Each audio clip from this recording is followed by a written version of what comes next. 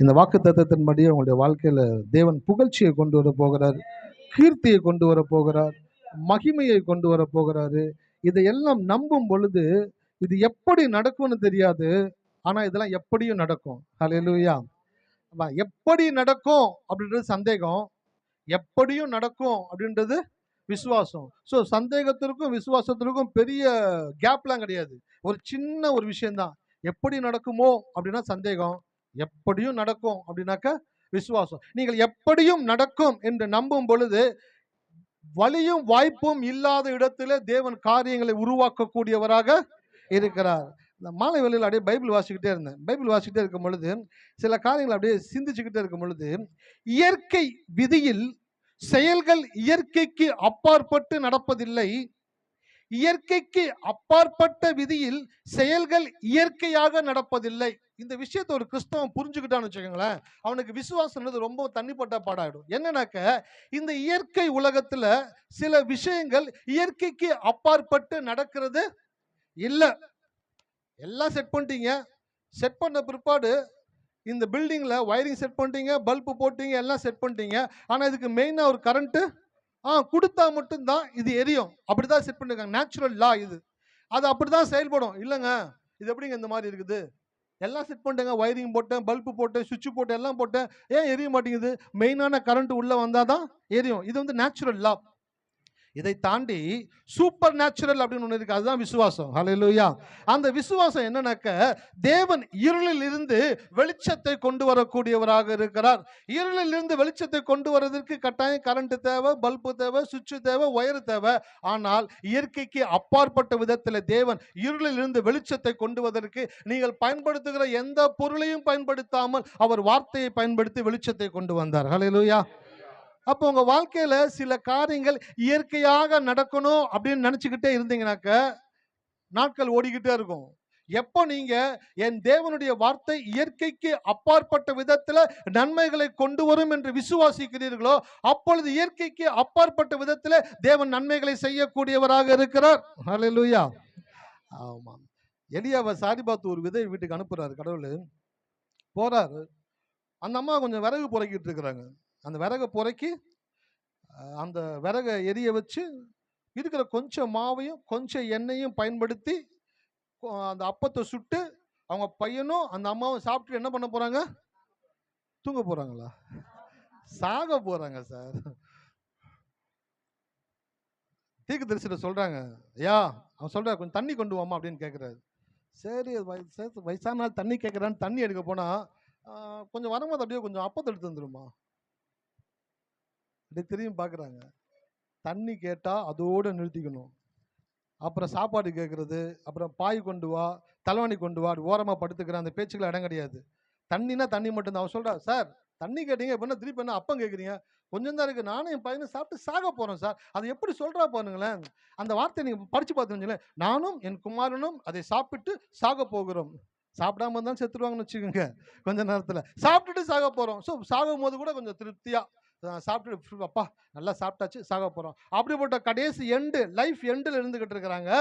தீர்க்கதரிசி சொல்றாரு, இந்த ஊழியக்காரங்களாம் ஒரு பெரிய ஒரு வீம்பு என்ன தெரியுங்களா?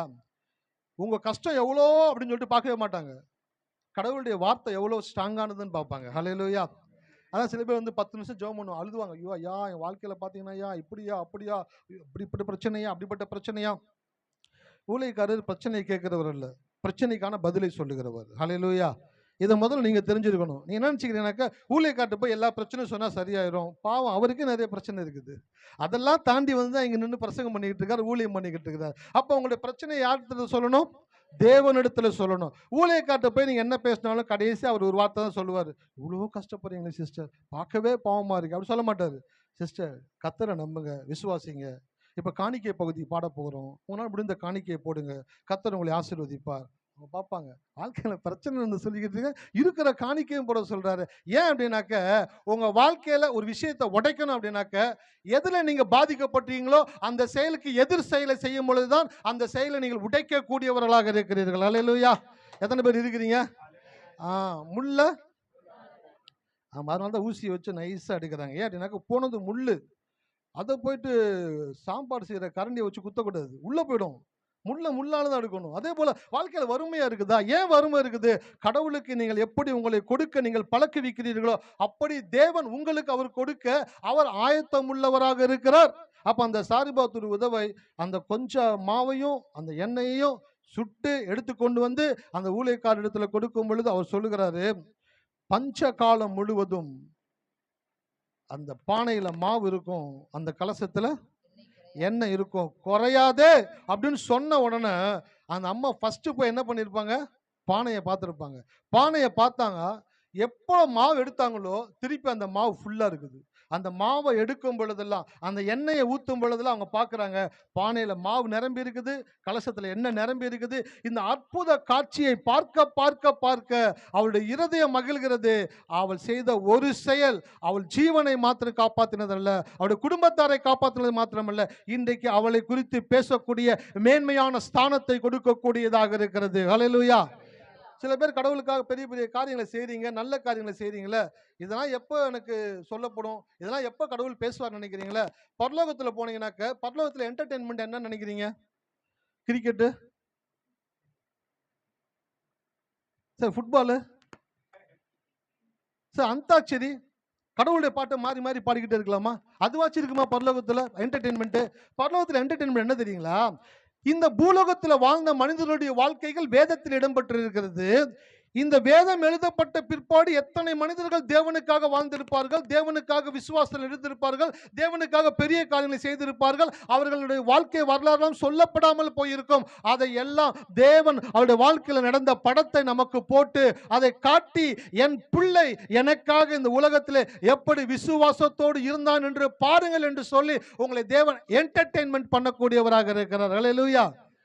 அதனால உங்க வாழ்க்கையில நீங்க விசுவாசிக்கிற காரியங்கள், நீங்கள் கடவுளுக்காக கொடுக்கிறது, கடவுளுடைய சார்பில் நிற்கிறது, யாருமே உங்களை பார்க்கலன்னு நினச்சிக்கிட்டு இருக்காதீங்க. பரலோகம் உற்று கவனித்து கொண்டு இருக்கிறது. உங்களுடைய ஒவ்வொரு செயல்களும் ரெக்கார்ட் பண்ணப்பட்டு கொண்டு வருகிறது. நீங்கள் இந்த உலகத்தினுடைய வாழ்க்கையை முடித்து தேவனிடத்தில் போகும் பொழுது ஒவ்வொரு காரியத்தையும் தேவன் உங்களுக்கு போட்டு காட்டக்கூடியவராக இருக்கிறார். ஹல்லேலூயா.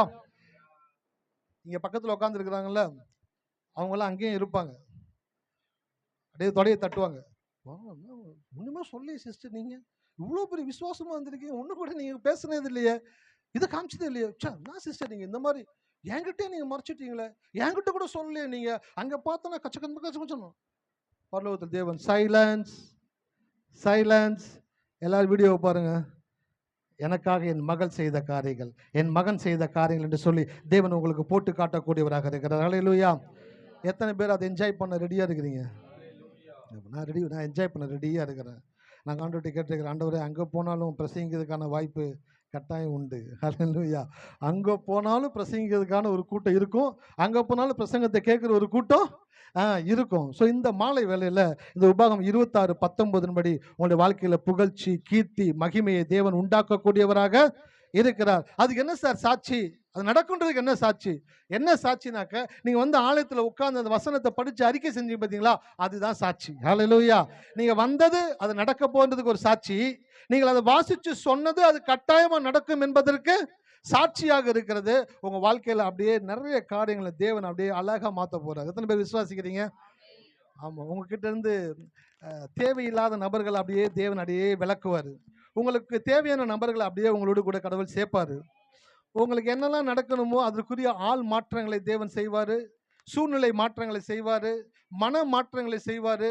எல்லாவற்றையும் மாற்றி ரிலாக்ஸாக அப்படியே பார்த்து நீங்கள் அப்படி கொஞ்ச நாள் கழிச்சு அப்படி திரும்பி பார்ப்பீங்க, எல்லாத்தையும் தேவன் புதுசாக்கி இருப்பார். ஹல்லேலூயா. இதோ நான் சகலத்தையும் உங்கள் லைஃப்பில் கர்த்தர் நிறைய காரியங்களை புதுசாக்கிக்கிட்டே இருக்கிறாரு. உங்களுடைய கேரக்டர் மாறிக்கிட்டே வருது, உங்களுக்கே தெரில. உங்கள் கேரக்டரை தேவன் மாற்றிக்கிட்டே வருகிறாரு. உங்களுடைய விசுவாசத்தினுடைய அளவு மாறிக்கிட்டே வருது, உங்களுடைய நம்பிக்கை மாறிக்கிட்டே வருது, உங்களுடைய புரிதல் மாறிக்கிட்டே வருது, விட்டு கொடுக்கிற தன்மை மாறிக்கிட்டே வருது. கடவுளுக்காய் சில காரியங்களை செய்கிறதற்கான உத்வேகம் உங்களுக்குள்ள அதிகமாகி கொண்டே வருகிறது. நான் சொல்லுகிறேன், உங்கள் வாழ்க்கையில் புகழ்ச்சி, கீர்த்தி, மகிமைக்கான ஒரு தகுதியான நபராக நீங்கள் மாறிக்கொண்டு வருகிறீர்கள். ஹல்லேலூயா. எத்தனை பேர் விசுவாசிக்கிறீங்க? நம்ம கட்டாயமாக கர்த்தருடைய வாழ்க்கையில செய்வாரு. ஸோ தொடர்ந்து கர்த்தருடைய வார்த்தைக்கு நிறைய கடந்து போகலாம். சங்கீதம் 103:5 ஒரு வாசிக்க கேட்போம். நன்மையினால் உன் வாயை திருப்தியாக்குகிறார், கழுகுக்கு சமானமாய் உன் வயது திரும்ப வாழ வயது போல் ஆகிறது. ஆமா. இந்த வசனத்தை அடிக்கடி நீங்க சொல்லுங்க. இந்த வசனத்தை சொல்லும் பொழுது உங்களுடைய உடல்ல சில மாற்றங்களை தேவன் உண்டாக்கக்கூடியவராக இருக்கிறார். கழுகுக்கு சமானமாய் என் வயது திரும்ப வாழ வயது போல் ஆகிறது. இந்த வசனத்தை உங்களால எவ்வளவு நேரம் சொல்ல முடியுமோ, எத்தனை முறை சொல்ல முடியுமோ அத்தனை முறை சொல்லிக்கிட்டே இருங்க. சைக்கிள் ஓட்டும் பொழுதும், பைக் ஓட்டும் பொழுதும், பஸ்ல போகும் பொழுதும், நடக்கும் பொழுதும் அந்த வார்த்தை சொல்லிக்கிட்டே இருங்க. கழுகுக்கு சமானமாய் என் வயதை தேவன் திரும்ப வாழ வயது போல் ஆக்குகிறார் என்று சொல்ல சொல்ல சொல்ல உங்களுடைய உடல்ல பல மாற்றங்களை தேவன் செய்யக்கூடியவராக இருக்கிறார். எத்தனை பேர் விசுவாசிக்கிறீங்க? ஆமா, நான் விசுவாசிக்கிறேன். அந்த வார்த்தையை சொல்ல சொல்ல என்னுடைய முடியிலிருந்து என்னுடைய நகம் வரைக்கும் ஆரோக்கியமான விதத்தில் தேவன் மாற்றக்கூடியவராக இருக்கிறார். ஸோ கழுகுக்கு சமானமாய் உங்கள் வயது திரும்ப வாழ வயது போல் ஆகிறது. இந்த கழுகை குறித்து தான் பேசிக்கிட்டு வருகிறோம். கழுகுனுடைய தன்மை அது மனிதனுடைய தன்மையோடு ஒப்பிட்டு பார்த்தா எப்படி இருக்குது? கழுகு உயரத்தில் பறப்பது கழுகின் தன்மை, எல்லாவற்றையும் ஆண்டு கொள்வதே மனிதனின் தன்மை. போன வார்த்தை ஒரு காரியத்தை சொல்லிட்டு முடிச்சேன். என்னன்னாக்க, கவனமும் தைரியமும் பெருக்கத்தின் இரு கண்கள். கவனமும் தைரியமும். ஒரு கிறிஸ்தவனாக்க ரெண்டு விஷயம் அவனுக்கு இருக்கணும். ஒண்ணு கவனம் இருக்கணும், ரெண்டாவது என்ன இருக்கணும்? தைரியம் இருக்கணும். கவனம் எங்க மிஸ் ஆகுதோ அங்க நீங்க உங்களுடைய ஆசீர்வாதத்தை மிஸ் பண்றீங்க. எங்க உங்ககிட்ட தைரியம் குறையுதோ அங்க உங்களுடைய பெருக்கத்தை நீங்க மிஸ் பண்ணக்கூடியவங்களா இருக்கிறீங்க. ஸோ கவனமா இருக்கணும். அதான் என்ன சொன்ன போல, பாட்டு பாடும் பொழுது நீங்கள் பாடுகிற பாடலுடைய வரிகளை உணர்ந்து பாடுங்க. அவிவிசுவாசமான இல்லை உங்களை உங்களுடைய விசுவாசத்தை குறைக்கக்கூடிய வார்த்தைகள் இருந்தால் அந்த வார்த்தைகளை நிறுத்திட்டு சரியான வார்த்தைகளை மட்டும் பாடுங்க. இது ஒரு கவனத்தன்மையை கொடுக்கிறது. இரண்டாவது தைரியம். தைரியமா எல்லாத்தையும் ஃபேஸ் பண்ணுங்க. ஹல்லேலூயா. எல்லாரும் சொல்லுங்க, நான் தைரியமா என் வாழ்க்கையில எல்லாத்தையும் ஃபேஸ் பண்ணுவேன். ஏன்னாக்க நான் தைரியமா ஃபேஸ் பண்ணும் பொழுது அதை நான் ஜெயிக்கக்கூடியவனா இருக்கிறேன். ஹல்லேலூயா. அதான் காலை ஆராதனையில் சொன்னேன். சாத்ராக், மேஷாக், ஆபேத்நேகோ தூக்கி எதுல போட்டாங்க? எதுல போட்டாங்க? அக்கினி சூளையில போட்டாங்களா. கொழுந்து விட்டு எரிகிற நெருப்புக்குள்ள தூக்கி போட்டாங்களாம். ஆனா உண்மையிலேயே அக்கினி சூளைக்கு வெளியில அவங்க இருந்த நிலையை காட்டிலும் உள்ளுக்குள்ள பெட்டரா இருந்தாங்களா, மோசமா இருந்தாங்களா? வெளியில இருக்கும்போது கூட கொஞ்சம் ஹீட், அந்த சூடு காத்து, என்னப்பா இவ்வளவு சூடா இருக்குது, சே சே சே, என்ன இவ்வளவு வெக்கையா இருக்குது அப்படின்னு சொல்லியிருப்பாங்க. ஆனா அதுக்கு உள்ள போன பிற்பாடு எப்படி இருந்துச்சு? தேவனுடைய பிரசன்னத்தில் அவர்கள் நிறைந்து இருந்தார்கள். வெளியில இருந்த நிலைமையை காட்டிலும் உள்ளுக்குள்ள பெட்டர் ஒரு சிச்சுவேஷனை தேவன் ஏற்படுத்தி கொடுத்திருந்தார். தானியேலை தூக்கி எதுக்குள்ள போட்டாங்க? ஆமா, சிங்க கெபிக்கு வெளியில இருந்த சூழ்நிலை வேற, உள்ளுக்குள்ள போகும் பொழுது சூழ்நிலைகளை தேவன் மாற்றுகிறார். அதே போலதான் உங்க வாழ்க்கையில பிரச்சனைகளை பார்த்து பயப்படாதீங்க. அந்த பிரச்சனைகளுக்குள்ள பார்த்து நீங்க என்டர் ஆகி கர்த்தர் எனக்காக யாவையும் செய்து முடிப்பார் என்று சொல்லும் பொழுது அந்த பிரச்சனைகள் உங்களுக்கு வேறு விதத்தில் உங்களை வழிநடத்தக்கூடியதாக இருக்கிறது. ஹல்லேலூயா. அதனாலதான் வேதத்தில் எல்லாத்தையும் எழுதி வச்சிருக்காரு, திஷ்டாந்தங்கமா எழுதப்பட்டிருக்கிறது. ஏன்? அதை படிக்கும் பொழுது அதுல சில காரியங்களை புரிந்து கொள்ளணும். பயப்படக்கூடாது. அக்கினி சூளையாக இருந்தாலும், சிங்க கெபியாக இருந்தாலும், வாழ்க்கையினுடைய காரியங்கள் எதுவாக இருந்தாலும் அதை பார்த்து நீங்கள் பயப்பட. ஆமா, எப்ப பயப்படுறீங்களோ அப்பவே நீங்க தோக்க ஆரம்பிச்சிருங்க. எப்ப தைரியமா இருக்கிறீங்களோ நீங்கள் தைரியத்தின் மேல் தைரியம் அடைய அடைய வாழ்க்கையில பெருகி கொண்டே இருப்பீர்கள். ஸோ இப்போ நான் இந்த ரெண்டு காரியத்தை பேசினேன். இன்னைக்கு ஒரு காரியத்தை உங்களுக்கு நான் பேசணும் விரும்புகிறேன். என்ன அப்படின்னாக்க, பெருக்கம் தவறான எண்ணங்களோடு சரியான பாதையில் செல்ல முடியாது, சரியான எண்ணங்களோடு தவறான பாதையில் செல்ல இயலாது. எத்தனை பேத்துக்கு வார்த்தை போகுது உள்ளுக்குள்ள? என்ன சொன்னே தெரியல நிறைய பேத்துக்கு. தவறான எண்ணங்களோடு சரியான பாதையில் செல்ல முடியாது, சரியான எண்ணங்களோடு தவறான பாதையில் செல்ல இயலாது. சோ எண்ணங்கள் சரியா இருக்கும் அப்படின்னாக்க உங்களுடைய பாதைகள் சரியா தான் இருக்கும். ஹல்லேலூயா. அப்ப எண்ணங்களை முதல்ல சரி செஞ்சாதான் வாழ்க்கையில பெருக்கம் வரும். ஒரு வசனத்தை எடுத்து வாசிங்க, அதுல இருந்து கடந்து போகலாம். ஆதியாகமம் 1:28. பின்பு தேவன் அவர்களை நோக்கி, நீங்கள் பலுகி பெருகி பூமியை நிரப்பி அதை கீழ்ப்படுத்தி சமுத்திரத்தின் மச்சங்களையும் ஆகாயத்து பறவைகளையும் பூமி மேல் நடமாடுகிற சகல ஜீவ ஜந்துக்களையும் ஆண்டு கொள்ளுங்கள் என்று சொல்லி தேவன் அவர்களை ஆசீர்வதித்தார். கடவுள் மனுஷர்களை உருவாக்கின பிற்பாடு அவர்களை பார்த்து சொல்லுகிற ஒரு ஆசீர்வாதமான ஒரு வார்த்தை. என்ன ஒரு வார்த்தை சொல்றா பாருங்க. உலகத்தை உண்டாக்கிட்டேன், உங்க கரத்துல கொடுக்குறேன், அதை ஒழுங்கா வச்சுக்கணும், வேஸ்ட் பண்ணிடக்கூடாது, கெடுத்துடக்கூடாது, அதை கவனம் இல்லாமல் செதற இல்லாமல் விட்டுறக்கூடாது. அதாவது சில நாட்கள் மூலம் பைபிள் படிச்சுட்டு இருந்தேன். உள்ளத்தில் கடவுள் பேச ஆரம்பிச்சாரு. நன்மையை சொல்லுகிறோம் என்று தீமையை விதைக்காதிருங்கள். என்னதுங்க? நன்மையை சொல்லுகிறோம் என்று நினைத்து கொண்டு தீமையை விதைக்காதிருங்கள். ஒரு பையன் புதுசா பைக் வாங்கிட்டு வர்றான், ஜோம் பண்ணுங்க அப்படின்னு சொல்றான். ஸ்தோத்திரம் தம்பி, நான் பைக்கு நல்லா இருக்குது, ரொம்ப ஸ்பீடாக கூட ஓட்டக்கூடாது தம்பி, ஸ்பீடாக கூட ஓட்டி கீழே விழுந்துடக்கூடாது, புரியுதா? அவன் பார்ப்பான், இப்போதான் ஒரு புது பைக் வாங்கி வந்துருக்கிறேன். ஆனால் அவன் சொன்னது நல்லதா கெட்டதா? அவன் நல்லதானே சொன்னார். வண்டியை பார்த்து ஓட்டுப்பா, கீழே கீழே விழுந்துட போறார். இது என்னன்னாக்க, நன்மையானதை சொல்லுகிறோம் என்று தீமையானதை விதைக்கிறதற்கு சமமாக இருக்கிறது. அதனால சில பேர் வீட்டில் இருக்கும்போது வீட்டுக்காட்டு மனைவிட்ட பேசும் பொழுதும் பிள்ளைங்கள்ட்ட பேசும் பொழுதும் நல்லதை பேசுறோன்றது கெட்டதை விதைச்சிடாதீங்க. பாரா, படிச்சா நல்லா வருவ, இல்லையா பிச்சை எடுக்கணும் வாழ்க்கையில. நான் இருக்கிற வரைக்கும் எப்படியோ வாழ்க்கை ஓடிடும், போன பிற்பாடு தான் உன் லட்சணம் என்னன்னு தெரிய போகுது. என்னன்னாக்க, அவங்க பையன் பிச்சை எடுக்கணும்னு அவங்களுக்கு விருப்பம் கிடையாது. என்ன சொல்றாங்கனாக்க, நீ ஒழுங்கா கீழ்ப்படிஞ்சு இருந்தா நல்லா இருப்ப, நீ கீழ்ப்படியலனாக்க நீ என்ன பண்ணுவ, பிச்சை எடுப்ப அப்படின்னு சொல்லும் பொழுது அந்த பையனுக்குள்ள அந்த வார்த்தைகள் உள்ள போய் வேலை செய்யக்கூடியதாக இருக்கிறது. ஸோ இந்த புது பைக்கை வாங்கிட்டு வந்த பையன்கிட்ட, வண்டியை பார்த்து ஓட்டுங்க தம்பி, கீழே விழுந்துடாதீங்கன்னு சொன்ன உடனே வரும்போது கூட 80ல் வந்திருப்பான், போகும்போது 40ல் தான் போவான், கட்டாயம் கீழே விழுந்துருவான். ஏன் தெரியுங்களா? நல்லதை சொல்றோன்ட்டு கெட்டதை விதைச்சிட்டீங்க. இந்த கெட்டதை அவன் மைண்ட்ல என்ன பண்ணாக்கா ஓடிக்கிட்டே இருக்கும். என்ன நடக்க போகுதோ, எப்படி நடக்க போகுதோ, என்ன செய்ய போறோமோ, ஒழுங்கா வண்டி ஓட்டுவோமா, இந்த ஊழியக்கார் சொன்னாரு இந்த மாதிரி நடந்துருமா, அந்த மாதிரி நடந்துமா, யோசிச்சுட்டு போகும் பொழுது அவனுடைய கவனம் என்ன ஆயிருது, மிஸ் ஆயிருது. கவனம் மிஸ் ஆச்சுன்னா கட்டாயம் ஆக்சிடென்ட் ஆகிறதுக்கான வாய்ப்புகள் உண்டு. அதே போல வாழ்க்கையில சில பேர்த்திட்ட நல்லதை சொல்றோம், கெட்டதை விதைக்காதீங்க. அட்லீஸ்ட் நல்லதை நீங்க சொல்லாம கூட இருங்க, தப்பு கிடையாது. கடவுள் மனுஷரை உண்டாக்கிட்டு கெட்ட காரியங்களை அவங்களிடத்துல சொல்லல. அவங்கள்ட்ட என்ன காரியத்தை சொன்னாருங்க? நீங்கள் பலுகி பெருகி நிரப்பி கீழ்ப்படுத்தி ஆண்டு கொள்ளுங்கள் என்று சொல்லி தேவன் அவர்களை ஆசீர்வதித்தார். இந்த 5 காரியங்களை உங்கள்ட்ட காண்பிச்சு கொடுத்தேன். பலுகி பெருகி நிரப்பி கீழ்ப்படுத்தி ஆண்டு கொள்ளுங்கள். அதுல முதல் காரியத்தை உங்களுக்கு காண்பிச்சு கொடுத்தேன், என்னதுங்க? பலுகி, ஃப்ரூட்ஃபுல் காமிச்சேன். இரண்டாவது பெருகி, மல்டிப்ளை, பெருக்கம் உங்களுடைய பிறப்புரிமை. எல்லாரும் சொல்லுங்க, பெருக்கம் என்னுடைய பிறப்பு உரிமை. ஆமென். சோ பெருக்கன்றது அம்பானி குடும்பத்துக்கு தான் சொந்தம், இல்ல அதானி குடும்பத்துக்கு தான் சொந்தம், இல்ல ரிலையன்ஸ்ல இருக்கிற மற்றவங்களுக்கு தான் சொந்தம், இல்ல கவர்மெண்ட்ல வேலை பார்க்கறவங்க அவங்களுக்கு தான் அதெல்லாம் சொந்தம். கவர்மெண்ட்ல வேலை கிடைச்சிட்டா போதியா, வாழ்க்கை நல்லா இருக்குயா, அவங்க வாழ்க்கை எந்த குறையும் இருக்காதியா அப்படின்னு சில பேர் என்ன நினைச்சுக்கிறாங்கனாக்க, பெரிய பெரிய படிப்பு, பெரிய பெரிய பதவி, பெரிய பெரிய இடத்துல வேலை பார்த்தாதான் நல்லா இருக்க முடியும் எண்ணத்தை உள்ளத்துல பதிச்சுட்டாங்க. ஆனா வேதம் சொல்லுகிறது, ஒரு மனிதன் ஆண்டவரை ஏற்றுக்கொள்ளும் பொழுது, இயேசுவை சொந்த இரட்சகராக ஏற்றுக்கொண்டு அவரை விசுவாசித்து அவன் ஆலயத்திற்கு வரும் பொழுது அவனுக்கு ஒரு உரிமை கொடுக்கப்படுகிறது. அவன் பெருக்கம் அவனுடைய பிறப்பு உரிமையாக இருக்கிறது. அல்லேலூயா. நீங்க எல்லாம் பெருகுவீங்க.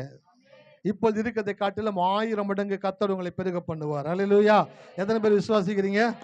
அதனாலதான் கடவுள் ஆசீர்வதிச்சு சொல்றார், நீங்கள் பலுகி பெருகி மல்டிப்ளை ஆகுங்க அப்படின்ற. இந்த மல்டிப்ளை என்ற வார்த்தையை முதல்ல எண்ணத்துல கொண்டு வந்து நிறுத்தணும். நிறுத்தினா மட்டும்தான் உங்களுடைய செயல்களை நீங்கள் சிறப்பாய் செய்ய முடியும். சில பேருக்கு என்னன்னாக்க, நான் படிக்கிற படிப்புனால வாழ்க்கையில பிரயோஜனம் இல்லை, நான் செய்கிற வேலையினால ஒரு பெரிய மாற்றம் உண்டாகாது, ஒரு பெரிய ஆசீர்வாதம் வராது, என் தேவைகள் நிறைய இருக்குது, நான் செய்கிற வேலை சாதாரண வேலை, இந்த வேலையை கொண்டு என்னுடைய வாழ்க்கையினுடைய தேவைகளை சந்தித்து நான் வாழ்க்கையில மேல வர முடியுமா நினைச்சாக்க வாய்ப்பே கிடையாது. நல்லா படிக்கல, நல்ல வேலை கிடைக்கல, நல்ல இடத்துல இல்ல, எல்லாமே வாழ்க்கையில குறைவா இருக்குது, நான் வாழ்க்கையில எப்படிதான் முன்னேற போறணும் அப்படின்ற ஒரு கேள்விக்குறியோடு கூட வாழ்க்கையை நகர்த்தும் பொழுது உங்களால் வாழ்க்கையில மேல வர முடியாது. ஹல்லேலூயா.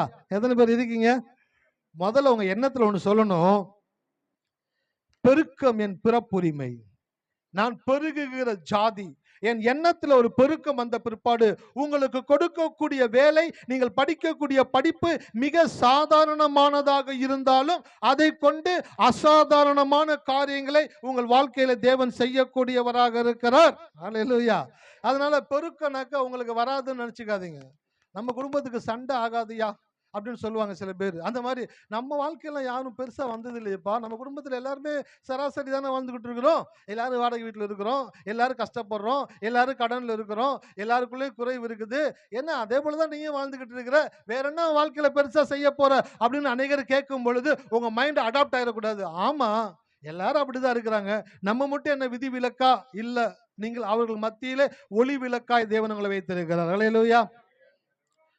இயேசு இந்த பூமியில வாழ்ந்த போது மலைப்பிரசங்கத்துல சொன்னார், நீங்கள் இந்த உலகத்திற்கு உப்பா இருக்கிறீங்க, அப்புறம் வெளிச்சமா இருக்கிறீங்க. சார், உங்க மேல ஒரு ஆசீர்வாதத்தை தேவன் வச்சிருக்கிறார் சார். அந்த ஆசீர்வாதம் உங்களை ஷைன் பண்ணிக்கிட்டே இருக்கும். ஹல்லேலூயா. நீங்க ஒளி விட்டுக்கிட்டே இருப்பீங்க. அதற்காக தான் தேவன் உங்களை தெரிந்து கொண்டிருக்கிறாரு. அப்ப பெருக்கம் என்பது என்னுடைய பிறப்பு உரிமை என்றதை மைண்ட்ல கொண்டு வரணும். கொண்டு வந்த பிற்பாடு தான் சரியான எண்ணங்கள் தவறான பாதையில் செல்ல இயலாது. உங்க எண்ணம் சரியாயிடுச்சுனாக்க உங்கள் பாதைகள் சரியான பாதையில நீங்கள் நடக்கக்கூடியவர்களாக இருப்பீர்கள். இப்ப எண்ணத்தை சரி செய்யணும். எண்ணங்களை சரி செய்யும் பொழுதுதான் நான் பெருக முடியுன்ற ஒரு நம்பிக்கை உங்க வாழ்க்கையில வரக்கூடியதாக இருக்கிறது. சில பேர் வாழ்க்கையில என்ன நினைச்சுக்கிறாங்கனாக்க, நமக்கெல்லாம் இந்த காரியம் வராது, நம்மனால பெரிய விஷயங்களை பண்ண முடியாது, நம்மனால வந்துட்டு நம்ம நினைக்கிற வாழ்க்கையை இந்த லைஃப்ல வாழ முடியாது. அந்த மாதிரி எத்தனை பேர் நினைச்சிருக்கீங்க? ஹல்லேலூயா. எல்லாம் நல்லவங்க, யாருமே நினைக்கல. நான் நினைச்சிருக்கிறேன். நான் சரியா படிக்கல, 8வது படித்தேன், 9வது டிஸ்கண்டினியூ குடும்ப பிரச்சனை நிமித்தமாக, 10வது டுட்டோரியலில் படித்தேன், அப்புறம் வேலைக்கு போக ஆரம்பித்தேன். வேலைக்கு போயிட்டு பிஏ ஒன்று போட்டேன். அந்த பிஏ முடித்தேன். அதுக்கப்புறம் யோசித்தேன், இதெல்லாம் ஒரு படிப்பு, இந்த படிப்பை வச்சுக்கிட்டு வாழ்க்கையில் என்னத்தடா வாழ்ந்துட போகிறோம், என்னத்தடா செஞ்சுட போகிறோம், என்னத்தை நம்ம வாழ்க்கையில் பெரிய மாற்றத்தை உண்டாகிற போது அதே 10,000 5,000 சம்பளத்தில் தான் வண்டி ஓட போகுது அப்படின்னு நினைத்து கொண்டு இருக்கும் பொழுது என்னுடைய அந்த இன்ஜின்ல கரியை கொட்டுறது போல தேவன் தன்னுடைய வார்த்தையை கொண்டு போட்டார். ஹல்லேலூயா. ஒரு வசனத்தை கொடுத்தாரு. அவர் சிறியவனை புழுதியிலிருந்து எடுத்து எளியவனை குப்பையிலிருந்து உயர்த்தி அவர்களை பிரபுக்களோடே உட்கார பண்ணி மகிமையுள்ள சிங்காசனத்தை சுதந்தரிக்க பண்ணுகிறான்ற வார்த்தை எனக்குள்ள வந்த உடனே நான் யோசிக்க ஆரம்பிச்சேன், இந்த வசனத்துக்கும் எனக்கும் எந்த சம்பந்தமுமே இல்லையாண்டவரே. சம்பந்தம் இல்லாதவனுடைய கரத்திலே தான் தேவன் சம்பந்தமானதை கொடுக்கக்கூடியவராக இருக்கிறார். இந்த மாலை வேளையில உட்கார்ந்து இருக்கீங்களே, உங்க வாழ்க்கையில நீங்க பெரிய பெரிய காரியங்களை சிந்திச்சீங்க, அது வாழ்க்கையில் நடக்காதுன்னு சொல்லிட்டு அப்படியே விட்டுட்டீங்க, அதை மறந்துட்டீங்க. இப்ப வேறொரு பாதையில போய்கிட்டு இருக்கிறீங்க. நீங்கள் ஆசைப்பட்டதை மறந்து வேறு பாதையில போனாலும் நீங்கள் ஆசைப்பட்டதை உங்க வாழ்க்கையில நீங்கள் அடையும்படியாய் அந்த பாதையில தேவன் சரியான நேரத்தில் உங்களை திருப்பக்கூடியவராக இருக்கிறார். ஹல்லேலூயா.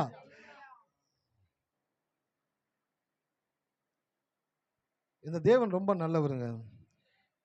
ஒருத்தன் ஒரு முறை அவரிடத்துல ஒரு விஷயத்தை கேட்டு ஜெபிச்சிட்டான் அப்படின்னாக்க, அந்த விஷயத்தை அவன் மறந்துருக்கலாம், அந்த விஷயம் நடக்காது கிடைக்காதுன்னு முடிவு பண்ணியிருக்கலாம், அவன் வேறொரு பாதையில போயிருக்கலாம். ஆனாலும் தேவன் அவன் தேவனிடத்தில் அவன் கேட்ட காரியங்கள் எதுவாக இருந்தாலும் அவன் வாழ்க்கையிலே அதை சரியான நேரத்தில் தேவன் கொண்டு வந்து செய்யக்கூடியவராக இருக்கிறார். ஹல்லேலூயா. மோசே இஸ்ரவேல் மக்களை மீட்கும்படியான இரட்சகனாக தேவன் பிறக்க செய்தார். அவன் 40 வயது இருக்கும் பொழுது என்ன பண்றான் பார்த்தீங்கன்னாக்க, எகிப்தியனுக்கும் இஸ்ரவேலனுக்கும் சண்டை உண்டான பொழுது எகிப்தியனை அடிச்சு கொன்னுட்டு புதைச்சிட்டு இஸ்ரவேலன் என்ன பண்றான், காப்பாத்துறான். அடுத்த நாள் 2 இஸ்ரவேலர் சண்டை போட்டுக்கிட்டு இருக்கிறாங்க. அங்க வந்து கேட்கிறான், என்னப்பா நம்மலாம் பிரதர்ஸ், பிரைஸ் தி லார்ட், சோத்ரம், சண்டை போடலாமா அப்படின்னு கேட்கிறான். ஒருத்தன் திரும்பி கேட்கிறான், நேற்று அவனை அடிச்சு கொன்னு புதைச்சு போட்டுட்ட, எங்களுக்கு தெரியாது நினைச்சுக்கிட்டு இருக்கிறியா, இன்னைக்கு எங்ககிட்ட வந்து நியாயம் பேசிக்கிட்டு இருக்க, நீ யார் நியாயாதிபதியா அப்படின்னு கேட்கும் பொழுது அவன் ஈரக்கொலை ஆடுது, இருதயம் ஆடுது. ஐயோ, எகிப்தியனை கொன்னு புதைச்சது இவ்வளவு ஃபேமஸ் ஆகி போயிருக்குது. ஹல்லேலூயா. நீங்க செய்யற நன்மையான காரியங்கள் கூட ரீச் ஆகாது, நீங்க செய்யற ஒரு சில காரியங்கள் டக்கு டக்குன்னு ரீச் ஆகிட்டே இருக்கும். அப்படி அந்த இஸ்ரவேல் அந்த எகிப்து தேசத்துல பரவுது. மோசேயை குறித்து யோசிக்கிறான், நம்ம இருந்தோம்னாக்கா கட்டா நம்மளை கொண்டு போட்டுறான்னு சொல்லிட்டு அங்கிருந்து கிளம்பி ஓடுறான். கிளம்பி ஓடினவன் எத்தனை வருஷம் கழிச்சு கடவுளை சந்திக்கிறாரு? ஆனா 40 வருஷத்துக்கு முன்னாடி அவன் என்ன நினைச்சான், இந்த மக்களுக்கு நியாயம் செஞ்சு இந்த மக்களை விடுதலையாக்கி இந்த மக்களை வெளியில கொண்டு போகணும் அப்படின்னு நினைச்சான். ஆனா அந்த பாதையிலிருந்து மாறி என்ன பண்ணிட்டான், வேறொரு இடத்துக்கு போயிட்டான், வேறொரு வாழ்க்கையை வாழ்ந்துகிட்டு இருக்கிறான். ஆனாலும் அவன் வேண்டினதையும் அவன் நினைத்ததையும் அவனுடைய நாட்களிலே செய்து முடிக்க வேண்டும் என்பதற்காக தேவன் போய் அவனை சந்தித்தார். ஹல்லேலூயா. மோசே எப்படி சந்திச்சார் தேவனை? மோசே இருக்கிற இடத்துல தேவன் அவனை சந்தித்தார். இந்த இடத்துல இன்னைக்கு வந்திருக்கிறீங்களா, உங்களோட தேவன் பேசி கொண்டிருக்கிறார். என்ன பேசி கொண்டிருக்கிறார் என்றால், உன் வாழ்க்கையில நீ ஆசைப்பட்டது, நீ செபிச்ச காரியங்கள், அதை நீ மறந்து போயிருக்கலாம், இல்லை அது உன் வாழ்க்கைக்கு சம்பந்தம் இல்லாத ஒரு சேனலாக கூட இருக்கலாம். ஆனால் இன்றைக்கு ஆண்டவர் சொல்றாரு, அதை மறுபடியும் உன் வாழ்க்கையில நான் ரீஸ்டோர் பண்ண போகிறேன். ஹல்லேலூயா. மறுபடியும் கர்த்தர் ரீஸ்டோர் பண்ண போகிறார். மறுபடியும் நீங்கள் ஆசைப்பட்ட வாழ்க்கைகளை உங்களை தேவன் கொண்டு வர போகிறார். நீங்க என்ன நினைச்சீங்களோ அதை விட ஒரு படி மேல உங்க வாழ்க்கையில தேவன் காரியங்களை செய்ய போகிறார். ஹல்லேலூயா. எத்தனை பேர் விசுவாசிக்கிறீங்க? ஆமா, நான் விசுவாசிக்கிறேன். நான் அடிக்கடி என் மனைவிட்ட சொல்லுவேன், எங்கள் ஏரியாவில் ஒரு கிரவுண்டு இருக்குது, நேதாஜி கிரவுண்டுன்னு. அந்த கிரவுண்டில் ஒரு சுவிசேஷ கூட்டத்தை போட்டு திரளான மக்கள் மத்தியில் கடவுளுடைய வார்த்தையை அறிவித்து அற்புதத்தினாலும் அதிசயத்தினாலும் வார்த்தையினாலும் தேவனுடைய நாமத்தை மகிமைப்படுத்தணும் அப்படின்ட்டு சொல்லிக்கிட்டே இருப்பேன் அடிக்கடி. அவர் அப்படியே மறந்துட்டே வந்துருச்சு. இப்போ கர்த்தர் ஞாபகப்படுத்துறாரு. அல்லேலூயா. ஆமாம், எனக்கு ஒரு விஷயத்தை ஞாபகப்படுத்துறாருனாக்கா உங்களுக்கு பல விஷயங்கள் ஞாபகப்படுத்திக்கிட்டு இருப்பார். அல்லேலூயா. எத்தனை பேருடைய இருதயத்தில் நீங்கள் பழசு யோசித்த காரியங்கள், ஜெபிச்ச காரியங்கள், மறந்து போன காரியங்களை கர்த்தர் உங்களுக்கு ஞாபகப்படுத்திக்கிட்டு இருக்கிறாரு. அல்லேலூயா. அப்படி ஞாபகப்படுத்துகிறார்னாக்க ஏதோ சும்மா சொல்லிட்டு போகிறதுக்காக கிடையாது. அவர் ஞாபகப்படுத்துவார் என்றால் அதை தேவன் நிறைவேற்ற போகிறார். ஹல்லேலூயா. பெரிய இடத்துல கொண்டு போய் தேவன் நிறுத்தி பிரசங்கிக்கும்படி செய்ய போகிறாரு. அற்புதங்கள், அதிசயங்கள், ஆச்சரியமான அடையாளங்களை தேவன் செய்ய போகிறாரு. என் வாழ்க்கையில் அதை செய்வார்னாக்க உங்கள் வாழ்க்கையில் நீங்கள் ஆசைப்பட்டதையும் தேவன் உங்களுடைய வாழ்க்கையில் செய்யக்கூடியவராக இருக்கிறார். ஹல்லேலூயா. மோசே நினச்சி பார்த்தது கொஞ்சம், ஆனால் தேவன் செய்தது. வேதத்தில் இப்படிப்பட்ட ஒரு பேர் நமக்கு உண்டாயிருக்கும். பல நூற்றாண்டுகள் கடந்தும் நம்மளை குறித்து பேசுவார் என்று மோசே நினைச்சிருப்பான்னு நினைக்கிறீங்களா? அப்படிப்பட்ட எண்ணெல்லாம் கிடையாது. இந்த மக்களை கொஞ்சம் விடுதலையாக்கினா போதும் அப்படின்னு நினைச்சான். ஆனால் அவனை கொண்டு தேவன் விடுதலையாக்கினாரு. அவனை கொண்டு போனாரு. அந்த தேசத்தின் கிட்ட வரைக்கும் அந்த ஜனங்களை நடத்தி கொண்டு வந்த அந்த பொறுப்பை அந்த மோசே இடத்துல தேவன் கொடுத்திருந்தார். ஹல்லேலூயா. இந்த மாலை வேளை கர்த்தர் உங்களிடத்துல பேசி கொண்டிருக்கிறாரு. நீ ஆசைப்பட்டது, நீ ஜெபிச்சது மறந்திருக்கலாம், அதனுடைய வலியும் வாசனையும் அற்று போயிருக்கலாம். ஆனாலும் நான் உன்னுடைய தேவனாக இருக்கிறபடியினாலே உனக்கு கொடுத்த அந்த வார்த்தையையும் நீ ஜெபித்த ஜெபத்தையும் உன்னுடைய ஆசையையும் நான் அறிந்தவராக இருக்கிறேன். அதை உன் வாழ்க்கையில் நிறைவேற்றி அதை காட்டிலும் மேலானவைகளை உன்னை கொண்டே நான் செய்யக்கூடிய தேவனாக இருக்கிறேன். ஹல்லேலூயா. கரங்களை தட்டி கர்த்தரை துதிப்போமா? நன்றி நன்றி நன்றி நன்றி நன்றி நன்றி நன்றி நன்றி நன்றி நன்றி நன்றி ஆண்டவரே. ஸோ ஃபர்ஸ்ட் வாழ்க்கையில பெருக்கம் வரணும்னாக்க எண்ணத்துல பெரிய ஒரு மாற்றம் உண்டாகணும். எங்கே மாற்றம் உண்டாகணுங்க? எல்லாரும் கவனிக்கிறீங்களா? அவன் இப்பதான் செய்திக்குள்ள போறான். பெரிய மாற்றங்கள் எண்ணத்துல உண்டாகணும். ஏன்னாக்க இந்த எண்ணங்கள் சரியாக இருக்கும் பொழுது மாத்திரம்தான் நீங்கள் ஒரு விஷயத்தை சரியா பார்ப்பீங்க, சரியா கேட்பீங்க, சரியா சிந்திப்பீங்க, சரியா பேசுவீங்க, சரியா செய்வீங்க. எண்ணம் சரியில்லைன்னு வச்சுக்கீங்களேன், எல்லாமே சரியில்லாம போயிடும். அதனாலதான் தேவன் எண்ணத்துல ஒரு மாற்றத்தை உண்டாக்க வேண்டும் என்று விரும்புகிறார். உங்களால பெருக முடியும். எல்லாரும் சொல்லுங்க, என்னால பெருக முடியும். ஆமென். ஸோ என்னால் பெருக முடியும் அப்படின்ற ஒரு எண்ணம் மனசுக்குள்ள வரும் பொழுது தான் படிக்கிற படிப்புல ஒரு ஆசை உண்டாகும்.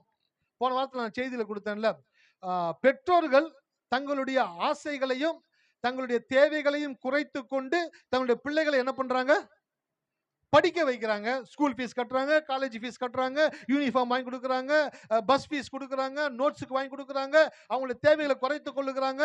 அவங்க செலவு பண்ணுறத செலவை குறைக்கிறாங்க, சாப்பாட்டை குறைக்கிறாங்க, உடை கொடுத்து வாங்கக்கூடிய விலையை குறைச்சி வாங்கிக்கிறாங்க. நான் ஆண்டவர் ஏற்றுக்கொண்டு வந்த புதுசில் பார்த்தீங்கன்னாக்கா அப்போ தான் கடவுளுக்குள்ள வர ஆரம்பிக்கிறேன். அது திருமண காரியங்கள் நடக்குது, குழந்தைகள் பிறக்கிறாங்க, அப்படியே வாழ்க்கை நகர்ந்துக்கிட்டே இருக்குது. நகர்ந்துக்கிட்டே இருக்கும்பொழுது பார்த்தீங்கன்னாக்கா சம்டைம்ஸ் பசங்களை ஹோட்டலுக்கு கூட்டிகிட்டு போவேன். ஹோட்டலுக்கு கூட்டிகிட்டு போகும்பொழுது அவங்களை உட்கார வச்சு எல்லாருக்கும் என்னென்ன வேணும்னு கேட்பேன். ஆனியன் ராவான்னு சொல்லுவாங்க, சப்பாத்தின்னு சொல்லுவாங்க, இல்லை பொங்கல்னு சொல்லுவாங்க. எல்லாருக்கும் ஆர்டர் பண்ணிவிடுவேன். ஆர்டர் பண்ணிவிட்டு என் பையில் எவ்வளோ பணம் இருக்குன்னு எனக்கு கட்டாயமா தெரியும். இப்போ என் அக்கௌண்ட்டில் எவ்வளோ பணம் இருக்குன்னு எனக்கு தெரியாது. ஏன்னாக்கா தேவன் அதிகமான பணத்தை கொடுத்துருக்கிறாரு. அப்போ என் கையில் எவ்வளோ பணம் இருக்குன்னு எனக்கு தெரியும். ஏன்னா அப்படிப்பட்ட ஒரு சூழ்நிலையில் வாழ்ந்து கொண்டு இருக்கும் பொழுது அப்படியே கணக்கு போடுவேன். ஆனியன் ரவா 80 ரூபா, பொங்கல் 60 ரூபா, 140 வந்துருச்சு, சப்பாத்தி ஒரு 60 ரூபா, 200 ரூபா, நம்ம கையில் ஒரு 250 ரூபா இருக்குது. சரி, ஓகே, இப்போ என்ன பண்ணலான்னாக்கா எல்லாருக்கும் ஆர்டர் பண்ணிட்டு, டேடி உங்களுக்கு ஆர்டர் பண்ணலையா? அதான் பண்ணுறேன்பா, ஆனால் ஒரு 2 இட்லி எடுத்துட்டு வாங்கண்ணே. என் ஒய்ஃப் அப்படியே பார்ப்பாங்க, ஏன்பா நல்லா தான் வாங்கி சாப்பிட்றது, ஏன் கழுது இட்லி வாங்கி இல்லைப்பா, ஒரு மாதிரி இருக்குது, ஒரு மாதிரி இருக்கிற மாதிரி செய்யுது, வயிறு ஒரு மாதிரி பண்ணுது, இட்லி சாப்பிட்டா கொஞ்சம் நல்லா இருக்கும் போல தெரியுது அப்படின்னு 2 இட்லி மட்டும் வாங்கி சாப்பிடுவேன். இது அப்படியே நகர்ந்துக்கிட்டே இருந்துச்சு. இது ரொம்ப பெருசாக தியாகம் பண்ணுற மாதிரி என் மனசுக்குள்ளே என்ன வர ஆரம்பிச்சிச்சு, நம்ம பிள்ளைங்களுக்காக தியாகம் பண்ணுறோன்ட்டு.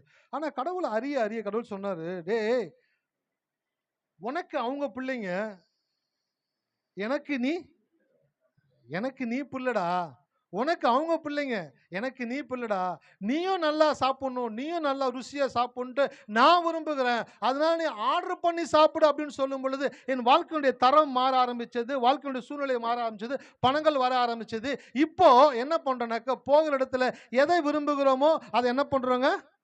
ஆசைப்பட்டதா வாங்கி சாப்பிடக்கூடியவங்களா இருக்கிறோம்.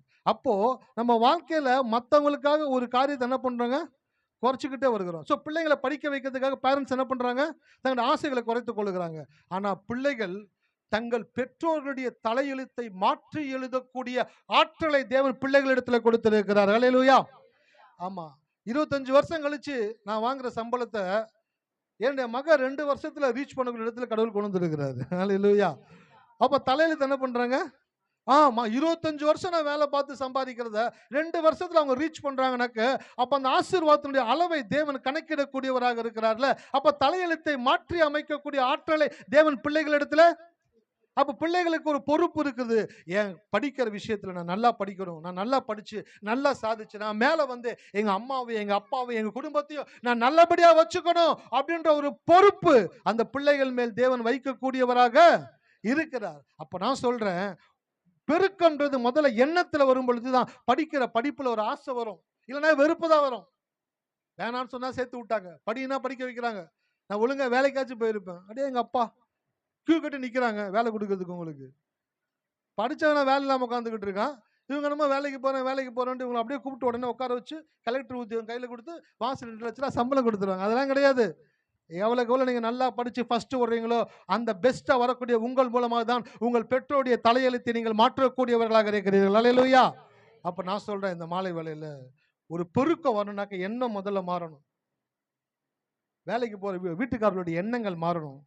நான் நல்லா வேலை பார்த்து நல்லா சம்பாதிச்சு என் மனைவி எப்படி வச்சுக்கணும் சொல்லுங்களேன், ராணி போல வச்சுக்கணும்.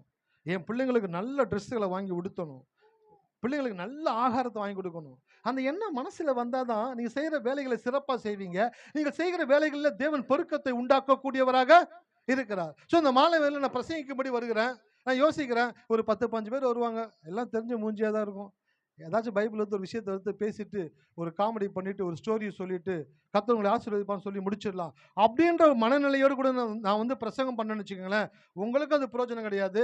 என் வாழ்க்கையில் அது பெருக்கத்தை ஒரு நாளும் கொண்டு வராது. ஆனால் எத்தனை பேர் வருகிறீர்கள் என்றல்ல, நீங்கள் எத்தனை பேர் வந்தாலும் இந்த இடத்துல நின்று பிரசங்கிக்கும் பொழுது தேவன் எண்ணத்தை குறித்து யோசித்து என்னுடைய இதயத்தில் போடுகிறாரோ அதை சிறப்பான முறையில் பிரசங்கிக்க வேண்டும் என்று ஆயத்தத்தோடு வந்து நிற்கும் பொழுதுதான் என்னுடைய பிரசங்கிக்கக்கூடிய தன்மையில தேவன் பெருக்கத்தை கொடுக்கக்கூடியவராக இருக்கிறார். ஹல்லேலூயா.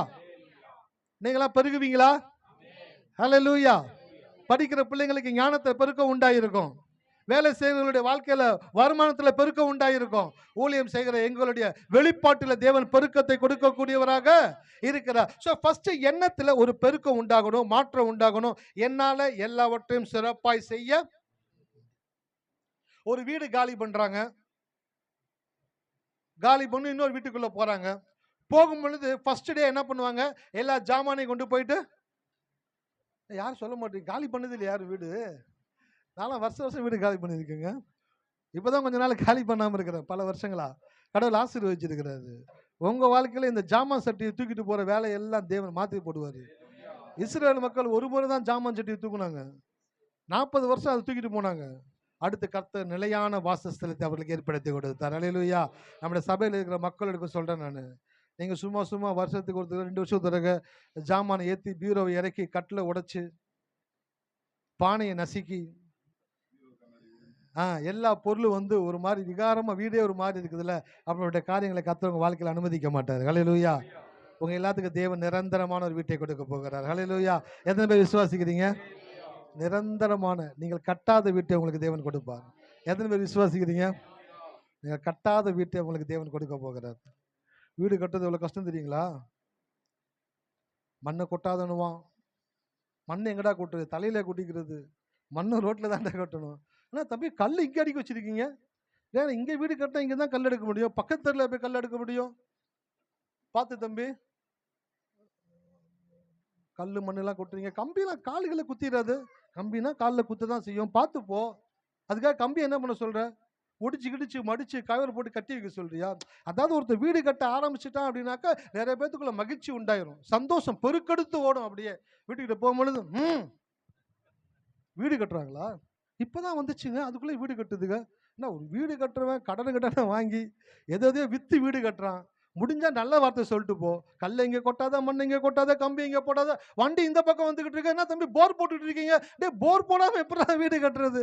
நான்லாம் வீடு கட்டும்போது பார்த்தீங்கன்னாக்கா அற்புதத்துல அற்புதம், ஆச்சரியத்துல ஆச்சரியம். நான் யாரெல்லாம் நல்லவன் நினைச்சுக்கிட்டு இருந்தேனோ அவங்க எல்லாம் எப்படிப்பட்ட ஆளுங்கன்னு அப்பதான் வெளியில தெரிஞ்சிச்சு. யாரெல்லாம் சரியில்லாத ஆளு நினைச்சதோ அவன்லாம் வந்து உதவி செய்யக்கூடியவனா தேவன் மாற்றினார். அல்லேலூயா. அப்போ ஒரு வீடு கட்டும் பொழுது அவ்வளோ பிரச்சனைகள் வருது. ஆனா கடவுள் சொல்றாரு, நீ கட்டாத வீட்டை உனக்கு கொடுப்பேன். அல்லேலூயா. எத்தனை பேர் விசுவாசிக்கிறீங்க? நீங்க விசுவாசிங்கன்னா கட்டாயம் உங்களுடைய கரத்துல சாவியை கொண்டு வந்து கொடுப்பாங்க.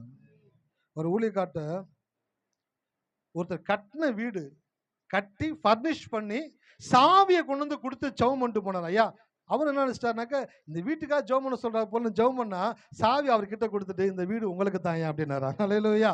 இதெல்லாம் நம்புற மாதிரியா இருக்குது. ஆனா தேவன் நம்புகிறவர்களுக்கு அவர் செய்யக்கூடியவராக இருக்கிறார். இந்த மாலை வேளை நான் விசுவாசிக்கிறேன், உங்களுடைய வாழ்க்கையில நீங்கள் கட்டாத வீட்டை நீங்கள் சுதந்திரிக்கும்படியாய் தேவன் செய்வார். அல்லேலூயா. அந்த பொறுக்கத்தை தேவன் உங்கள் வாழ்க்கையில உண்டாக்கக்கூடியவராக இருக்கிறாரு. ஸோ ஒரு வீடை கட்டிட்டு ஒரு பழைய வீட்டுல இருந்து ஒரு புது வீட்டுக்கு போறீங்க. மைண்ட்ல செட் பண்ணிக்கிட்டீங்களா? இப்போ எங்க போறீங்க? பழைய வீட்டுல இருந்து ஒரு புது வீட்டுக்கு போறீங்க. அப்ப என்ன பண்ணுவீங்க? பழைய வீட்டுல இருக்கிற ஜாமான்லாம் டக்கு டக்கு டக்கு டக்குன்னு மூட்டை மாதிரி கட்டி டப்பால போட்டு அடைச்சு கிடிச்சு கண்டி கொண்டு போய் அந்த வீட்டுக்குள்ள என்ன பண்ணிடுவீங்க? தள்ளிடுவீங்க. தள்ளிட்டு ஃபர்ஸ்ட் அந்த வீட்டுல எதை ஒதுங்க வைப்பீங்க? கரெக்டா சொல்லணும். கரெக்டா சொல்றவங்களுக்கு நான் எதுவும் கொடுக்க போறது இல்லை. ஆனா கரெக்டா சொல்லுங்க. லேடிஸ் கரெக்டா சொல்றாங்க பாருங்க. கிச்சன். ஏன் அப்படின்னாக்க மூட்டை கிட்ட அந்த விட தள்ளி விட்டுட்டு மூட்டை மேல தலை சாஞ்சு படுத்துடலாம். ஆனா அடுத்து வைத்த என்ன பண்ணுங்க? கில்லும். உள்ள போனோடனே வீட்டுக்கார் புது வீட்டுக்குள்ள வந்திருக்கான்னு தெரியாது. ஏமா கொஞ்சம் டீ கீ போட்டா, ஏப்பா இப்பதான் வந்திருக்குது டீ கீ போட்டாவா? ஃபர்ஸ்ட் கிச்சனை ரெடி பண்ணணும். கிச்சனை ரெடி பண்ணும் பொழுது இந்த லேடிஸுங்க அவ்வளவு ஆக்டிவா இருப்பாங்க பாருங்க. டக டக டக டக டக டகன்னு ஜீரக டப்பா, அந்த டப்பா, இந்த டப்பா, சோம்பு, கசகசா, அது இது எல்லா டப்பாவும் அடிக்கடிக்க வச்சு அந்த கிச்சனை செட் பண்ணி முடிச்ச பிற்பாடு தான் அவங்களுக்குள்ள என்ன வருங்க? ஒரு சாட்டிஸ்ஃபேக்ஷன் வரும். கிச்சன் ரெடி பண்ணியாச்சியா, இதுக்கப்புறம் ஹால் ரெடி பண்ணிக்கலாம், பெட்ரூம் ரெடி பண்ணலாம். ஸோ கிச்சனை ரெடி பண்ண உடனே 99% உங்க வீடு ரெடி ஆயிருச்சு. ஆமாவா இல்லையா? ஆமா. கட்டில் இல்லாம கீழே படுக்க முடியுமா? முடியாதா? ஆமா. டப்பால கொஞ்சம் தண்ணி எடுத்து ரெஸ்ட் ரூம் போக முடியுமா? முடியாதா? முடியும். எல்லா வேலையிலும் செஞ்சிடலாம். ஆனா பசிக்கும் பொழுது ஆகாரம் ரொம்ப முக்கியம். அப்ப கிச்சனை ஒரு வீட்டுல ரெடி பண்ணிட்டீங்கன்னாக்க 99% அந்த வீடு ரெடி ஆயிருச்சுன்னு அர்த்தம். அதே போல என் வாழ்க்கையில நான் பெருக்கம் உண்டாகணும்னாக்க என் எண்ணத்துல ஒரு மாற்றம் உண்டாக வேண்டும். என் எண்ணம் மாறிடுச்சுனாக்க 99% நீங்க பெருக்கத்துக்குள்ள வந்துட்டீங்கன்னு அர்த்தம். அல்லேலூயா. எத்தனை பேர் இருக்கீங்க? அப்ப அந்த பெருக்கம் 99% உங்க மைண்டுக்குள்ள வந்துருச்சுனாக்க இன்னும் 1% தான் இருக்குது. அந்த 1% உங்க வாழ்க்கையில் இருக்கிற எல்லா பகுதிகளிலும் தேவன் மாற்றக்கூடியவராக இருக்கிறார். அதனாலதான் உங்கள் மனம் புதிதாகிறதுனாலே மனசுல ஒரு மாற்றம் வந்துருச்சுனாக்க அதுக்கப்புறம் வேகம் எடுக்க ஆரம்பிச்சிடும். சில பேர் ஏன் வேகம் இல்லாம இருக்கிறாங்க? படிக்கிற பிள்ளைகளுக்குள்ள ஒரு வேகமா படிக்கக்கூடிய தன்மை இல்லை. ஸ்கூலுக்கு போகணுமா, காலேஜுக்கு போகணுமா, பரீட்சை எழுதணுமா, என்னத்த ஒரே லேசியா இருக்கு, ஒரே சோர்வா இருக்குது. ஏன் அந்த குழந்தை சோர்வா இருக்கு? அந்த குழந்தையினுடைய எண்ணத்துல ஒரு பூஸ்ட் இல்ல. என்ன பூஸ்ட் இல்ல? என் குடும்பம், எங்க அம்மா அப்பா இவ்வளவு கஷ்டப்பட்டு இவ்வளவு நிலையில இருந்து என்னை படிக்க வைக்கிறாங்கனாக்க நான் மிக சிறந்த முறையில படித்து நான் மேல வந்து என் குடும்பத்தினுடைய தலையெழுத்தை மாற்றக்கூடிய பொறுப்பை தேவன் என் மேல் வைத்திருக்கிறபடினாலே இரவும் பகலும் நான் படிப்பேன். அந்த எண்ணம் மாறிடுச்சுனாக்க அவனை படி நீங்க சொல்ல தேவையில்லை, படிச்சுக்கிட்டே இருப்பான். போதுண்டா படுறா, இதுங்க டாடி நான் படிச்சிடறேன் டாடி, நான் மேல வந்தே சாதிச்சே தீரணும், நான் பண்ணி ஆகணும், நான் மேல வந்து சில காரியங்களை சாதிக்க தேவன் தெரிந்து கொண்டிருக்கிறார். என்னை குறித்து தேவன் ஒரு பெரிய திட்டத்தை வைத்திருக்கிறார். அந்த திட்டத்தை நிறைவேற்றுவதற்கு நான் நல்லா படிக்கணும்னு தேவன் விரும்புகிறார். அந்த ஒரு ஃபோர்ஸ் வந்துருச்சு பாருங்க. ஹல்லேலூயா. சில பேர் வேலைக்கு போகணும்னால யோசனையா இருக்குது. 5 நாள் வேலைக்கு போயிட்டேன், 6வது நாள் வேலைக்கு போகணுமா? கடவுளே 6 நாள் வேலை பார்த்தான்னு போட்டிருக்குது. உங்களுக்கு என்ன கொஞ்சம் நோவுது? அதுக்குள்ளேயும் என்னத்த போதுயா, வீட்டு வாடகைக்கு ஏற்ற மாதிரி. இந்த ஆட்டோ ஓட்டுறவங்கலாம் பார்த்தீங்கன்னு வச்சுங்களேன், ஸ்டாண்டில் தூங்கிட்டு இருப்பாங்க. நான் பார்ப்பேன், என்னடா அற்புதமான ஒரு வேலையாக இருக்குது ஆண்டவர். அதனாலே நான் ஆட்டோ ஓட்டணுன்ற எண்ணத்துக்குள்ளே கடந்து வந்தேன். ஏன்னாக்க ஆட்டோ ஓட்டுறவங்க பார்த்தீங்கன்னாக்க போவாங்க, 2 சவாரி பார்ப்பாங்க. இன்னைக்கு ஒரு தேவையான வீட்டு குடும்பத்தை நடத்துறதுக்கு டியூ கட்டுறதுக்கு பணம் கிடச்சிச்சுன்னு வச்சுங்களேன், போதும் வந்து அக்கடான்னு விழுது சேர் எடுத்து போட்டு அல்லாடியே தூங்கிட்டு இருப்பாங்க. கூப்பிட்டு சவாரிக்கு வந்தா கூட ஆனா அன்னைக்கு வண்டியே ஓடணும்னு வச்சுக்கீங்களேன், ரோட்ல போறோம்லாம் கையை பிடிச்சி இழுக்கிறது. நான் தாம்பரத்துக்கு வரீங்களா, தஞ்சாவூருக்கு வரீங்களா, நான் பக்கத்துல போறேன், என்ன ஏன் போட்டு தொல்லை பண்றீங்க, வருமானம் இல்ல. ஆனா வருமானம் வந்து என்ன ஆயிருது, மனசு அடாப்ட் ஆயிருது. நான் சொல்றேன், உங்க லைஃப்ல நீங்க மேல வந்து சாதிக்கணும்னாக்க நீங்கள் சோர்ந்து போக கூடாது. நீங்க படிக்கிற படிப்புல வேகத்தை காட்டணும், செய்கிற வேலையில வேகத்தை காட்டணும், செய்யற ஊழியத்துல வேகத்தை காட்டணும், செய்யற சமையல்ல வேகத்தை காட்டணும். ஹல்லேலூயா. சார் சமையல் என்ன சார் வேகத்தை காட்டுறது? சமையல் வேகமா பண்ணி முடிச்சிட்டு வீட்டுக்காரு பிள்ளைங்க எல்லாம் பள்ளிக்கும் வேலைக்கும் போன பிற்பாடு போட்டு தூங்க கர்ன்னு போட்டு தூங்குற அவ்வளோ தூக்கம். அப்பா அப்பா நைட்ல தூக்கம் வர மாட்டேங்குது, பகல நல்லா தூக்கம் வருது சில பேர்த்துக்கு. ஆனா மனைவிக்குள்ள புத்தி உள்ள ஸ்திரீ தன் வீட்டை. அப்ப கணவனும் பிள்ளைகளும் வேலைக்கும் பள்ளிக்கும் போன உடனே வேகமா வந்து வேதத்தை எடுத்து ஆசையா வாசிச்சு விசுவாசமான பாடலை பாடி அறிக்கை செய்ய ஆரம்பிச்சிருவாங்க. அந்த அறிக்கை எப்ப செய்யறாங்களோ அப்ப அந்த குடும்பம் ஆசீர்வாதமான குடும்பமாய் மாறிவிடும். ஹல்லேலூயா. உங்களுக்கு ஒரு ரகசியத்தை கற்றுக் கொடுக்குறேன். உங்க பிள்ளைகள் பள்ளிக்கும் உங்களுடைய வீட்டுக்கார் வேலைக்கும் போன பிற்பாடு உங்களுக்கு கிடைக்கக்கூடிய நேரங்களை நீங்கள் எவ்வளவு ஞானமாய் பயன்படுத்துகிறீர்களோ அந்த ஞானத்தினால உங்களுடைய வீட்டை நீங்கள் கட்டக்கூடியவர்களாக இருக்கிறீர்கள். உங்களால கட்ட முடியும். நான் சொல்லட்டுங்களா, உங்க வீட்டுக்கார் செய்யற வேலையினால பெரிய வருமானம் வராது, உங்க பிள்ளைங்க படிக்கிற படிப்புனால ஒரு பெரிய மார்க் வராது.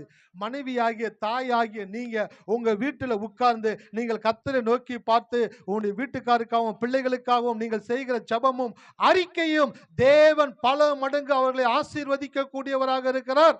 அல்லேலூயா. அதான் போன வாரம் சொன்னேன், பெண்களுடைய பலன் என்னன்னு பெண்களுக்கு.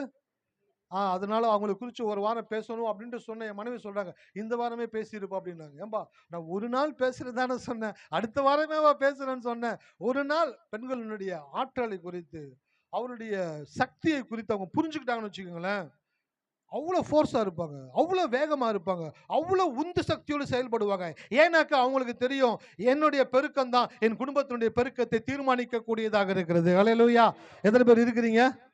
அப்ப பெருக்கன்றது ஃபர்ஸ்ட் எங்க வரணும்? எண்ணத்துல வரணும். எண்ணத்துல பெருக்கம் வந்துருச்சு அப்படின்னாக்க உங்களை யாருனாலையும் தடை செய்யவே முடியாது. நீங்கள் பெருகி கொண்டே தான் இருப்பீங்க. ஒரு வசனத்தை வாசிங்க, வேகமா கடந்து போகலாம். உபாகமம் 28. இதோட நான் முடிக்க போகிறேன், 5 நிமிஷத்துல முடிக்க போகிறேன். நன்றி ஆண்டவர்.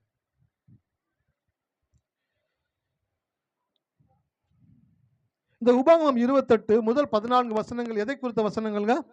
ஆசீர்வாதத்தை குறித்த வசனம். ஆசீர்வாதம்ன்ற வார்த்தைக்கு பெருக்கம்ன்ற ஒரு வார்த்தையை ஆல்டர்னேட்டிவ் வேர்டா போடுறாங்க. ஏன்னாக்கா ஒரு ஆசீர்வாதம் வந்துச்சுன்னா அவன் என்ன ஆரம்பிச்சிருவான்? பெருக ஆரம்பிச்சிருவான். ஸோ ஆசீர்வாதமும் பெருக்கமும் ஒன்றோடு ஒன்று தொடர்புடையதாக இருக்கிறது. இதுல ஒவ்வொரு வசனமா நம்ம பார்க்க போகிறோம். ஃபர்ஸ்ட் 3ஆம் வசனத்தை வாசிங்க. நீ பட்டணத்திலும் ஆசீர்வதிக்கப்பட்டிருப்பாய், வெளியிலும் ஆசீர்வதிக்கப்பட்டிருப்பாய். நீ பட்டணத்திலும் ஆசீர்வதிக்கப்பட்டிருப்பாய், வெளியிலும் ஆசீர்வதிக்கப்பட்டிருப்பாய். அப்ப பட்டணம்ன்றது சிட்டி, வெளின்றது வில்லேஜ், கிராமம்.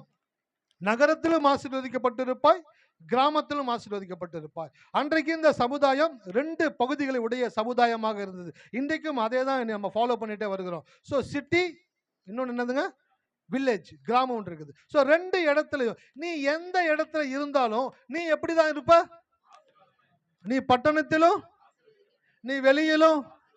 அப்போ நான் எங்க இருந்தா நான் ஆசீர்வாதமா இருப்பேன்னு கிடையாது, நான் எங்க இருந்தாலும் ஆசீர்வாதமா இருப்பேன். ஹல்லேலூயா.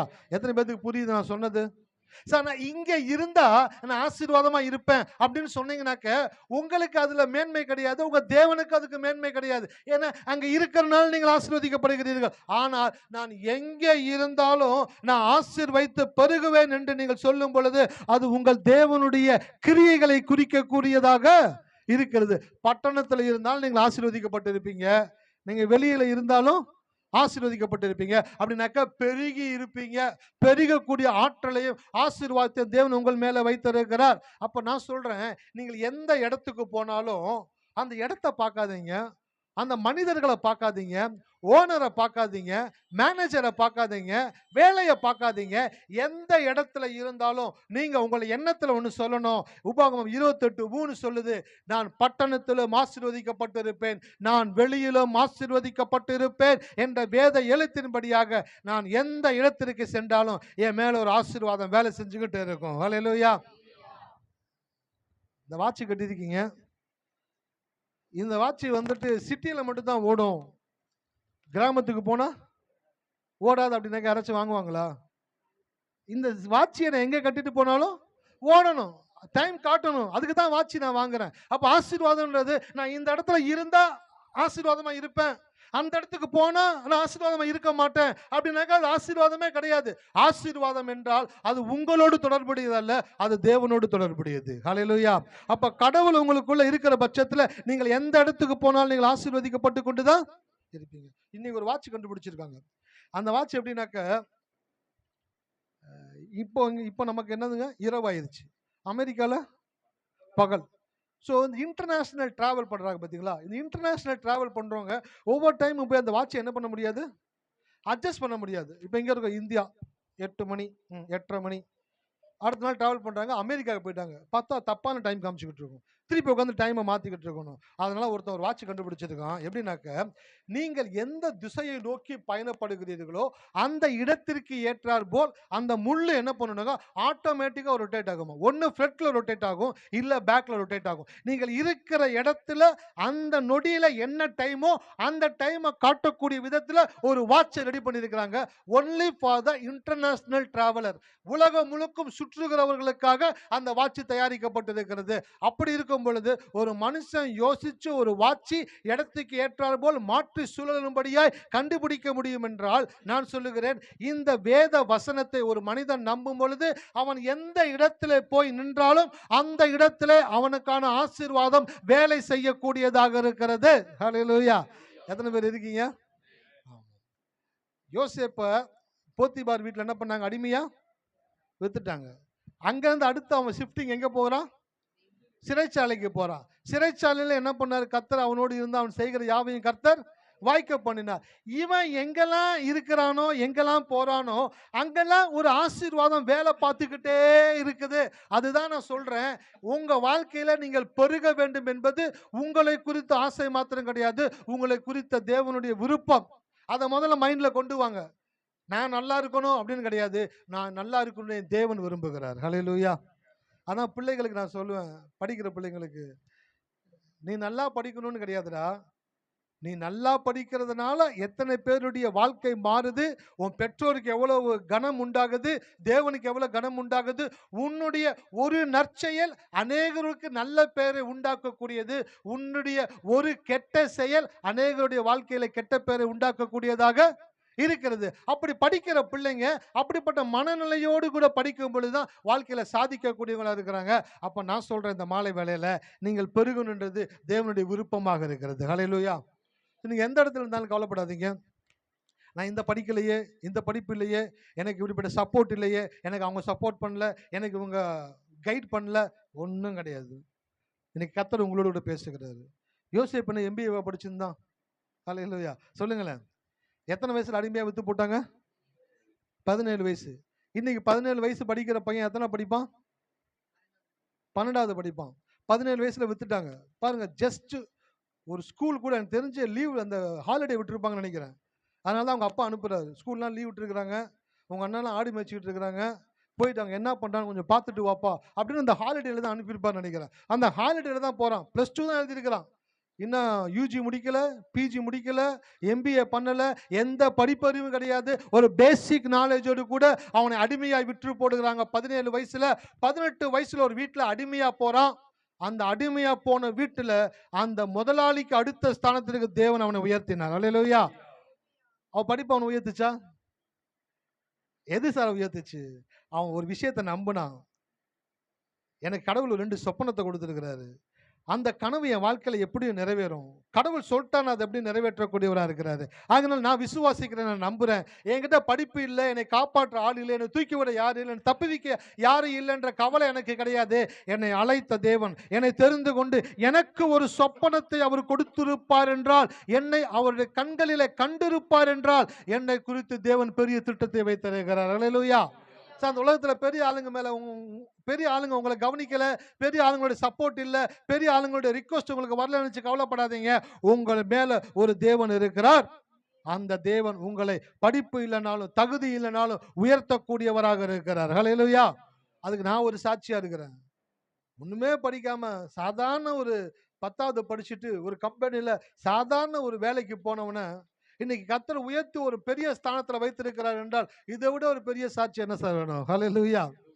நிறைய பேர் கேட்குறாங்க, என்ன படிச்சிருக்கீங்க? நான் இப்படி தான் படிச்சிருக்கேன் சார். விளையாடாதீங்க சார், சொல்லுங்கள் சார். ஏண்டா நான் நிஜமாக தான் சொல்கிறேன்டா, நான் 8வது பாஸு, 9வது டிஸ்கண்டினியூ, 10th டியூட்டோரியலு, யூஜி வந்து கரஸில் பண்ணேன் அப்படின்னாக்கா நம்பவே மாட்றாங்க. சார் விளையாடாதீங்க சார், சொல்லுங்கள் சார், என்ன படிச்சிருக்கீங்க? நான் அவங்ககிட்ட என்னத்தை பேசுறது? அப்படிதான் யோசேப்பு கேட்டிருப்பாங்க. எகிப்துக்கே ராஜாவுக்கு அடுத்த ஸ்தானத்தில் போய் வைக்கிறோம். மந்திரிகள்லாம் கேட்டிருப்பாங்க, சார் அவர்கிட்ட என்ன படிச்சிருக்கிறாரு?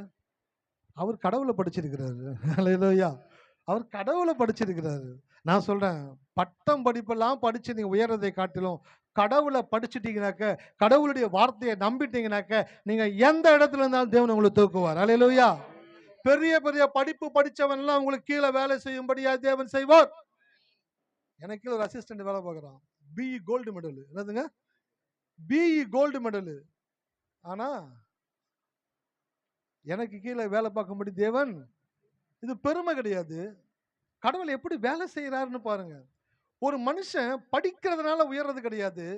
கடவுளை படிக்கும் பொழுது படிப்பினால் உயர்ந்தவர்களை காட்டிலும் மேலான இடத்துல தேவன் உட்கார வைக்கக்கூடியவராக இருக்கிறார்.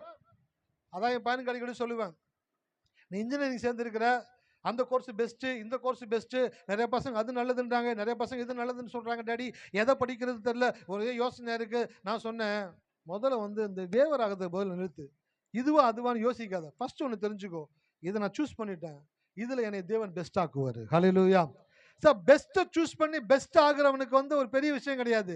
பெஸ்ட்டே இல்லாத ஒன்று சூஸ் பண்ணி அதில் பெஸ்ட் ஆகிறான் பார்த்தீங்களா, அவன் தான் கடவுள் கூட இருக்கிறான்னு அர்த்தம். ஹல்லேலூயா. எத்தனை பேருக்கு புரியுது? ஆமாம். நல்லா படித்தவங்க, டாக்டருங்க, வக்கீலுங்க, இன்ஜினியருங்க, அவங்கள உட்கார வச்சு ஒரு பிரசங்கம் பண்ணுறது எப்படி? ஒன்றுமே தெரியும் ஆள்களை உட்கார வச்சு அவங்களுக்கு இன்ஜினியர் டாக்டர்களுக்கு பிரசங்கம் பண்ணுற மாதிரி பிரசங்கம் பண்ணுறது எப்படி இருக்கும்? ஹல்லேலூயா. அப்போ உங்களை கடவுள் எவ்வளோ நேசிக்கிறாரு பாருங்க. உங்களை கடவுள் நேசிக்கிறார். நீங்கள் கடவுளுடைய பார்வையில் ரொம்ப முக்கியமானவங்க. உங்களுக்காக தேவன் ஒரு பெருக்கமான ஒரு வாழ்க்கையை வைத்திருக்கிறார். இப்பொழுது இருக்கிறது காட்டிலும் உங்களை 1000 மடங்கு தேவன் பெருக பண்ணுவார். உங்களுடைய அறிவு பெருகும், உங்களுடைய ஞானம் பெருகும், உங்களுடைய கல்வி பெருகும், உங்களுடைய வருமானம் பெருகும், நீங்கள் இருக்கக்கூடிய இடம் பெருகும். நான் சொன்னது போல இந்த வார்த்தையை நீங்கள் கடவுளுடைய வார்த்தையை எடுத்துட்டு வீட்டுக்கு போங்க. நீங்கள் இருக்கிற இடத்துல தேவன் பெருக்கத்தை உண்டாக்க போகிறார். ஹல்லேலூயா.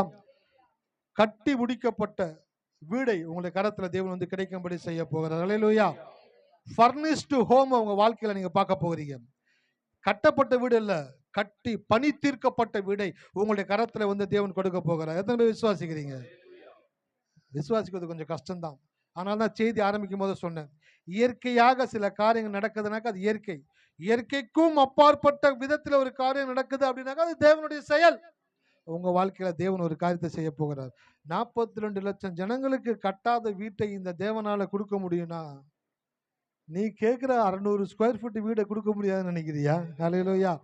42 லட்சம் ஜனங்களும் விஸ்தாரமா, விசாலமா, ஹாப்பியா, மகிழ்ச்சியா, சந்தோஷமா பங்கிட்டு வாழக்கூடிய இடத்தை தேவன் கொடுக்க முடியும் என்றால் உங்க ஒருத்தருக்கு அவர் கொடுக்க மாட்டான்னு நினைக்கிறீங்களா? கடவுளை விசுவாசிங்க சார். நான் பெருகுவேன் சொல்லுங்க வாயை திறந்து. மனசுல முதல்ல பெருக்கத்தை கொண்டு வாங்க. நீங்க பெருகணும்னு முடிவு பண்ணிட்டீங்கன்னாக்க அதுக்குரிய ஆசீர்வாதத்தை தேவன் உங்கள் வாழ்க்கையில கொண்டு வந்து கொட்டக்கூடியவராக இருக்கிறார். இந்த மாலை வேளையில ஒரு நம்பிக்கையோடு கடந்து போங்க. உங்க மனதில் ஒன்று விசுவாசத்தில் வைங்க, நான் பெருகுகிற சாதி. ஹல்லேலூயா. நான் பட்டணத்திலும் ஆசீர்வதிக்கப்பட்டு இருப்பேன். ஆமா, எங்க போனாலும் ஆசீர்வதிக்கப்பட்டு மட்டும்தான் இருப்பேன். ஏன் ஆசீர்வாதத்தை ஒருத்தர் நாளைக்கு கெடுக்க முடியாது. கண்களை மூடுவோமா? நன்றி ஆண்டவர், நன்றி தகப்பனே.